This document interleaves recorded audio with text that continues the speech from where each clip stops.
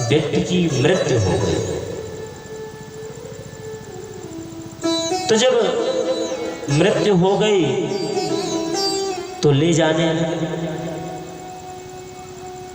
तो जब लेकर के जाने लगे तो मार्ग में बोलते हैं ना, राम नाम सत्य है, राम नाम सत्य है। भगवान ने कहा, देवी देखो, ये तो अब राम नाम सत्य कह रहे हैं। मैया ने कहा, प्रभु अभी तो ये आपको कह रहे हैं कि राम नाम सत्य है, सब कुछ भक्ति ही है, संसार मिथ्या है। पर यदि मैं इन सभी के सामने अपना प्रभाव डाल दूं तो यह आपको सब भूल जाए। बोले, आप अपना प्रभाव दिखाइए। माता लक्ष्मी जी ने जाकर के मार्ग पर, जिस मार्ग से जा रहे थे उसी मार्ग पर कुछ स्वर्ण मुद्रिकाएं बिखेर दिया। जो राम नाम सत्य है कहते हुए जा रहे थे, जब उन्होंने स्वर्ण मुद्रिकाओं को देखा तो महाराज सब कुछ भूल गए, उसको वहीं पर रख दिया और स्वर्ण मुद्रिकाएं इकट्ठा करने लगे, आपस में लड़ने लगे। मैया ने कहा, प्रभु देखा, क्षण भर में आपको भूल गए। भगवान ने कहा, देवी ये जितने भी हैं सब आपके पीछे दौड़ रहे हैं, पर यह जो लेटा हुआ है यह आपके पीछे क्यों नहीं दौड़ रहा? मैया ने कहा, प्रभु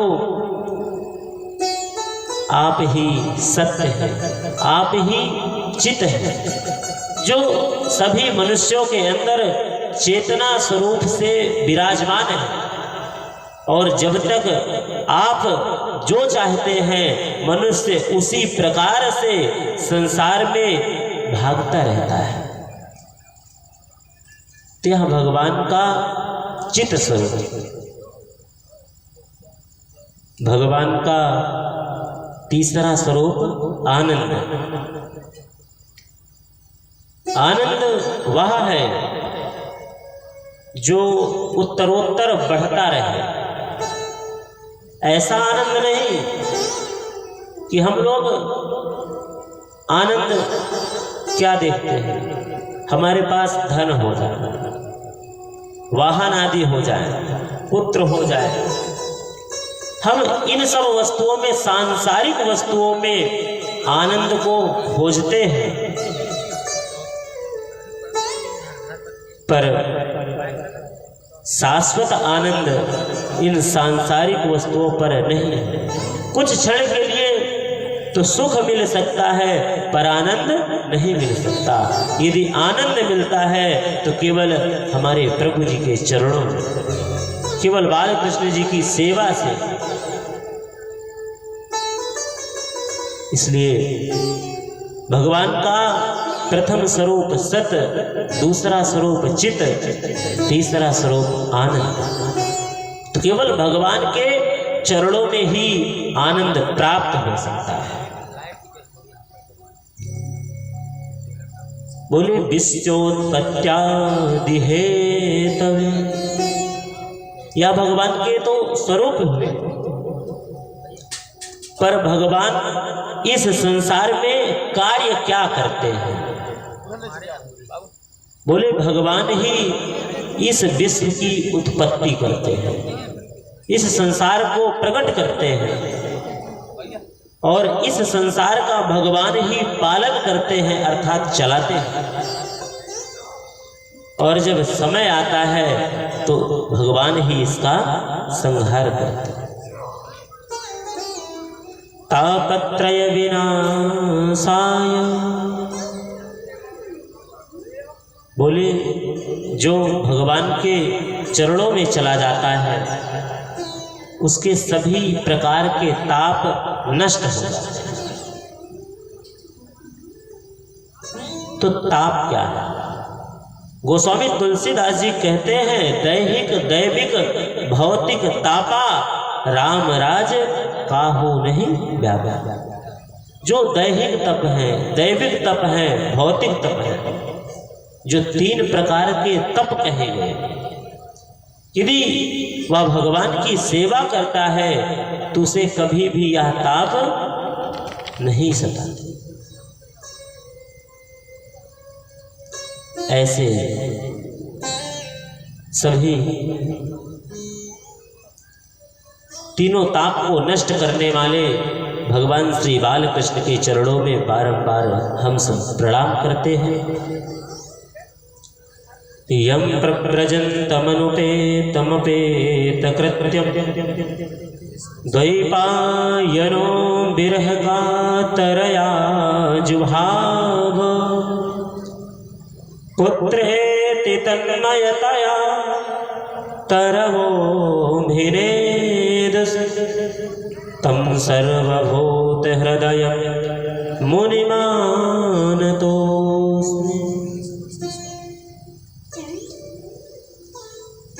देखिए, प्रायः करके संसार में जब किसी विशेष बात को कोई छोटा व्यक्ति कहता है तो हम लोग ध्यान पूर्वक इस बात को सुनते हैं, और जब कोई छोटी सी बात हो, बड़े आदमी आकर के कहें तो हम बहुत ध्यान दे करके सुनेंगे। पर यदि उसी बात को, बड़ी से बड़ी बात, पुत्र को अपने माता पिता समझाएं तो वह समझ नहीं आता।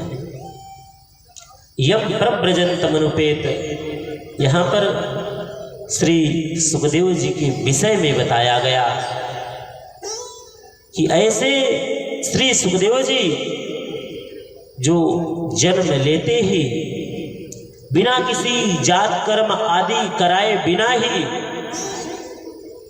वह वन में जाकर के वन के लिए चले गए। उनके पिता श्री वेदव्यास जी ने पुकारा, तम सर्वभूत हृदय मुनिमानतोस्मि। तब श्री सुखदेव जी ने वृक्षों के माध्यम से पिताजी को उत्तर दिया, तम सर्वभूत हृदय मुनिमानतोस्मि। पिताजी, आप तो सभी पुराणों के, शास्त्रों के रचयिता, परम ज्ञानी हैं, फिर आपको पुत्र का मोह? आपका पुत्र तो सर्वभूत हृदय में विचरण करने वाला है, फिर आप पुत्र के लिए चिंता करते हैं। ऐसे श्री सुखदेव जी के चरणों में बारंबार प्रणाम करते हैं और आगे कथा में प्रवेश करते हैं। नए विशेषोत्तमासीन अविवाद्य महामति कथामृत रस स्वाद कुशलः सौनको ब्रवीत। एक बार सौनक आदि 88,000 ऋषि वृंद एकत्रित होकर के सप्तलोक ब्रह्मा जी के पास गए और उनसे निवेदन किया, प्रभु हम एक सत्र प्रारंभ करना चाहते हैं, आप कोई ऐसा स्थान बताइए जहां पर कलयुग का वास ना हो।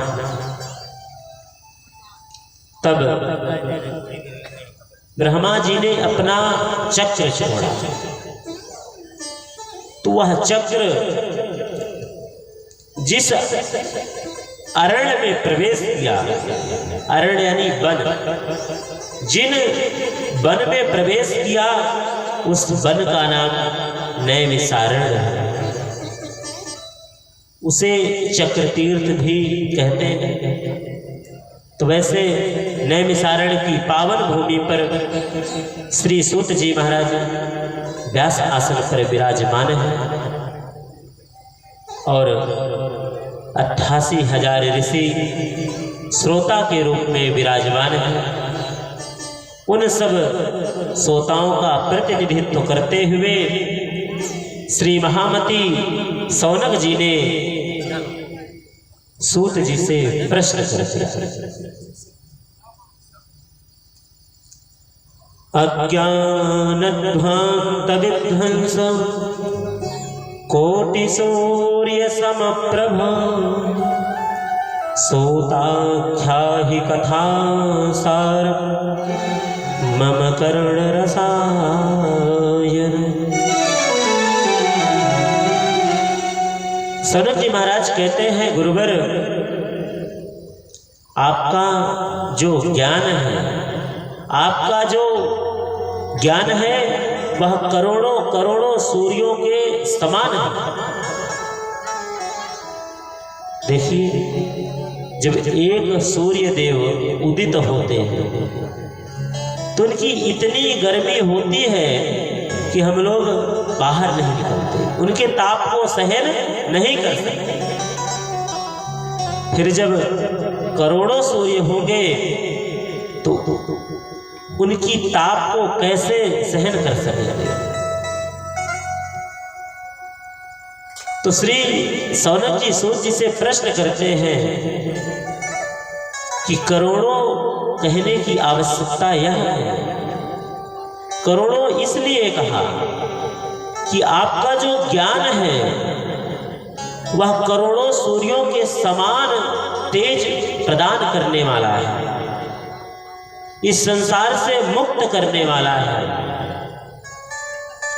इसलिए आप कृपा करके हमें भगवान की पावन कथा सुनाइए, कथा का सार सुनाइए। जप दान व्रत आदि में फंसाने वाली कथा नहीं, जो परम पवित्र इस अधम शरीर को भी मंदिर की तरह पवित्र कर दे, ऐसी पावन कथा को सुनाइए। तो कहते हैं कि कथा क्या? कहते कथा क्या है?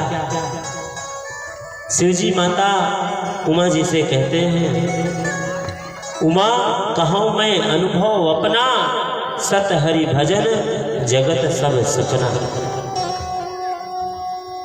जो भगवान के स्वभाव को जान जाता है, भगवान के सत्संग से जुड़ जाता है, भगवान की भक्ति में लग जाता है, उसे फिर यह संसार मिथ्या लगता है, उसे यह संसार अच्छा ही नहीं लगता। देखिए, आजकल चिंता मणिर्लोक सुखम सुरद्रुः स्वर्ग संपदम इहि घोरे कलो प्रायो जीवाश्चासुरतां गतः। प्रश्न करते हैं गुरुदेव, आप इस कलकाल में सभी आसुरी स्वभाव के हो गए, जितने भी मनुष्य हैं सबका स्वभाव बदल गया है, वे सब असुरों से भी खतरनाक हो गए। पहले के तो राक्षसों पर महाराज चिन्ह होते थे, पहचान होती थी, पर अब तो ऐसे हैं कि आपसे ही मीठी मीठी बातें करेंगे और आपके ही पीछे ना जाने क्या करेंगे, आप उनको पहचान भी नहीं सकते। आज के ऐसे हैं। कहते हैं कि कर लो मोहब्बत श्याम से, अगर दिल तुम्हारे पास है। यदि संसार में मन को लगाओगे तो धोखा तुम्हें वही देंगे जिन पे तुम्हें विश्वास है, जिन पर आप आशा करेंगे वही महाराज आपको निराशा प्रदान करेगा। सौनक जी कहते हैं, गुरुदेव यह जो मानव का, मनुष्यों का आसुरी स्वभाव बन गया है, यह कैसे जाएगा, इसका उपाय क्या है, आप कृपा करके बताइए। क्योंकि चिंता मणि लोक सुखम सुरद्रु, एक चिंता मणि और एक कल्प वृक्ष जो स्वर्ग में कल्प वृक्ष के वृक्ष के पास बैठकर यदि मन में कोई भी कल्पना करते हैं तो वह सब कुछ प्राप्त होगा। किंतु चिंतामणि के पास जाकर के यदि हम चिंतन करते हैं तो भी हमें हर वस्तु प्राप्त हो जाएगी। पर भगवान की कथा प्रयक्षति गुरु प्रीतो वैकुंठम योगी दुर्लभ, जो भगवान की पावन कथा है ना तो वह कल्प वृक्ष प्रदान कर सकता है और ना ही चिंतामणि प्रदान कर सकती है। यदि वह भगवान की कथा कोई सुना सकता है तो केवल गुरु, यदि भगवत प्राप्ति करा सकता है तो केवल गुरु। यदि गुरु की कृपा हो जाए तो ही मनुष्य भव सागर से तर जाता है। क्योंकि गुरु की ही कृपा मनुष्य को मोक्ष भी प्रदान करती है। धन यश वैभव मान सम्मान यश प्रतिष्ठा सब कुछ प्राप्त करती है। इसलिए आइए आज की कथा को यहीं पर विश्राम करते, गुरु जी का अनुसरण करते हुए हम लोग आज की कथा को यहीं पर विश्राम करेंगे। कल के दिवस में आकर के समय सायं 4 बजे से भगवान की पावन कथा महात्म्य अन्य आदि सभी चरित्रों की कथा को श्रवण करेंगे। बस केवल गुरु जी का अनुसरण करते हुए भगवत नाम संकीर्तन करते हुए, मोहे लागी लगन गुरु चरण की, मोहे लागी